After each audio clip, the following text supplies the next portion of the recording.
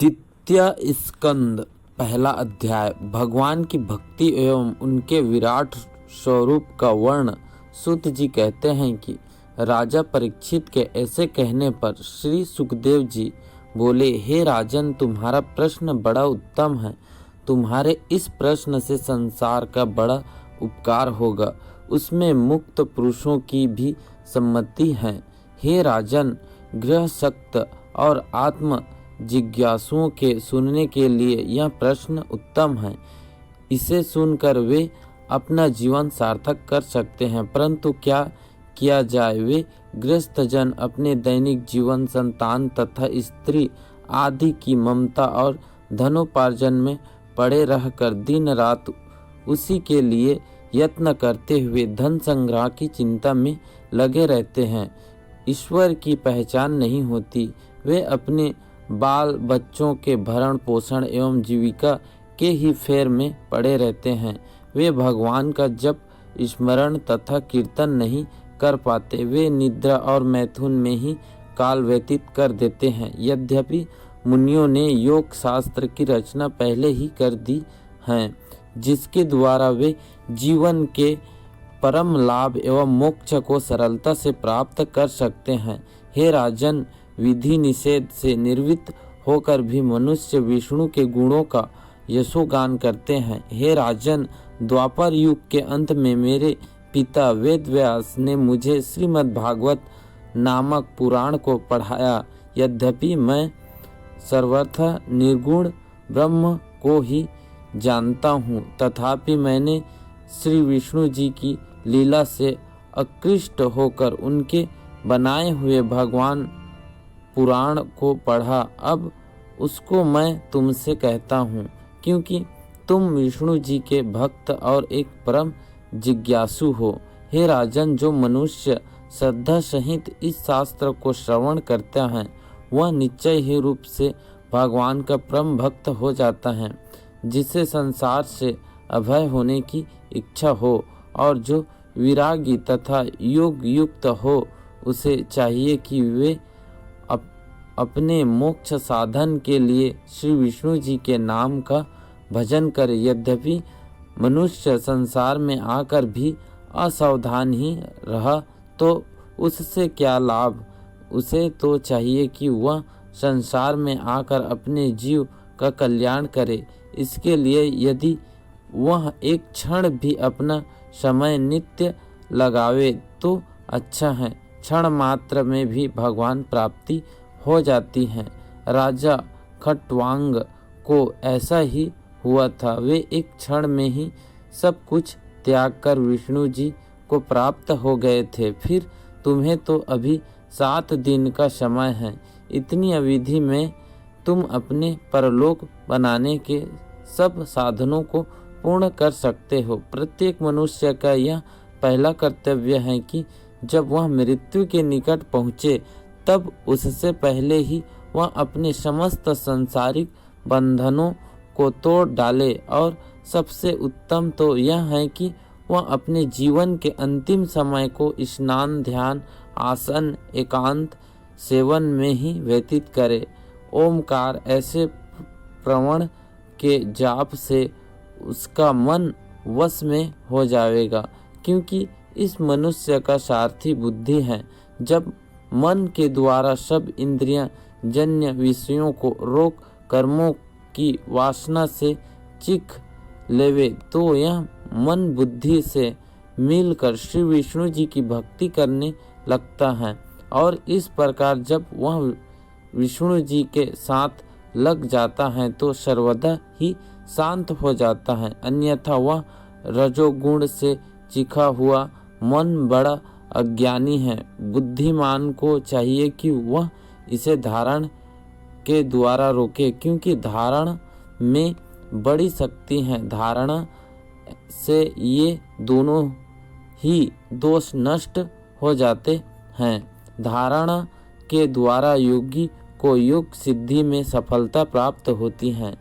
श्री सुखदेव के ऐसे कहने पर राजा परीक्षित ने पूछा, हे मुनीश्वर, वह धारणा क्या है और वह कैसे की जाती है तथा किस प्रकार की धारणा से मनुष्य के मन का दोष नष्ट हो जाता है, वह सब आप कहिए। सुखदेव जी बोले, हे राजन, यह योग का एक बड़ा सुंदर विषय है। आसान प्राणायाम और प्रत्याहार के पश्चात ही धारणा का आगमन होता है। देखो, भगवान का यह विराट शरीर स्थूल से भी स्थूल है, जिसमें यह संसार भूत भविष्य और वर्तमान दशा में कार्य करता हुआ दिखलाई पड़ता है।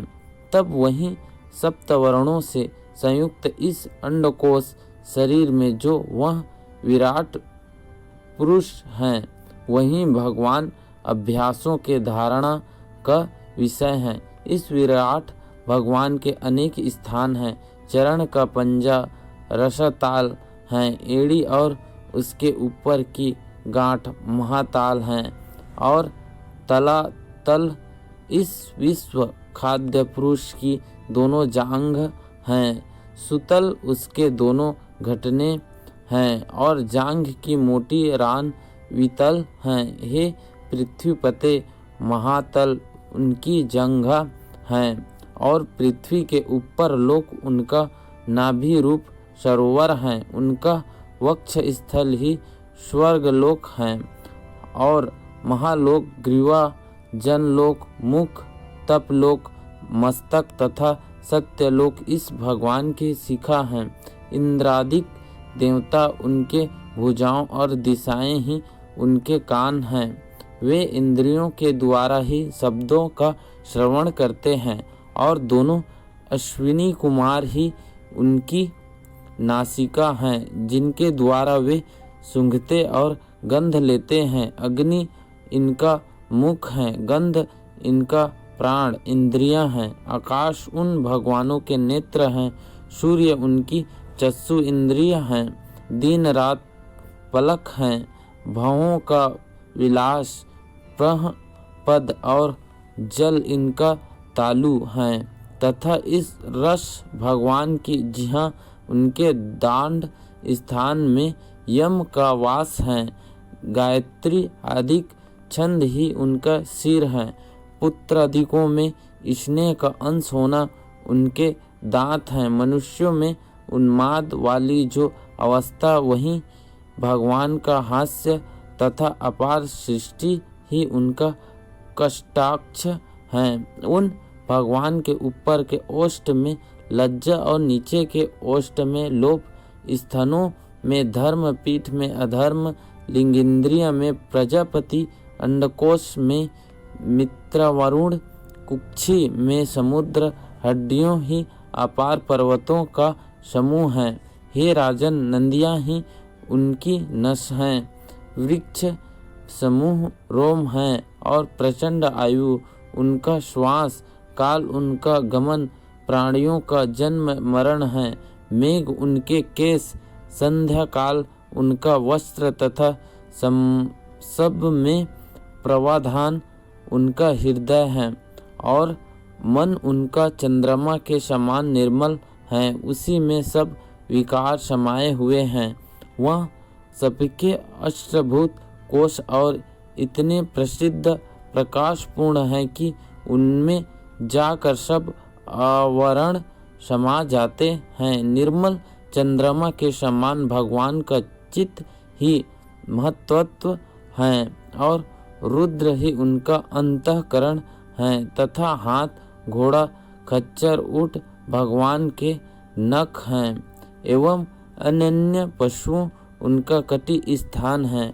पक्षियों का करलव ही उनके विचित्र शिल्प चातुरी के नमूने हैं।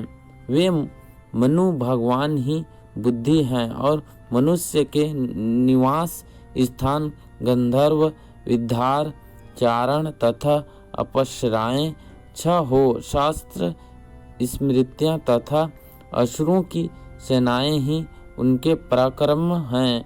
उनके मुख से ब्राह्मण, भुजाओं से क्षत्रिय, उदर से वैश्य और चरणों से शूद्र उत्पन्न हुए हैं।